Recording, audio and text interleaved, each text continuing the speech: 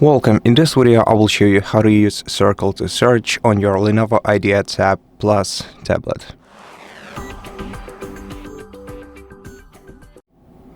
So, if you have the gesture navigation set up on your tablet and you have this navigation bar at the bottom, then you're just gonna have to access the menu where you want to search for something, and then hold your finger down on the search bar or on the navigation bar.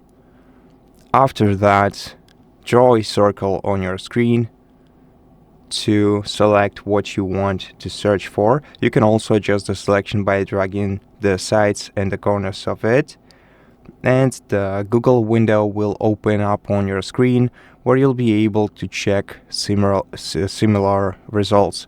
Now, if you have standard or button navigation set up on your tablet, so in settings, if we go to general settings tab and go to system navigation and switch to 3-button navigation, then you're gonna have to hold down the home button or the circle button right here, and after holding it down, just draw a circle on your screen once again, then you will get similar results in a new Google window or tab.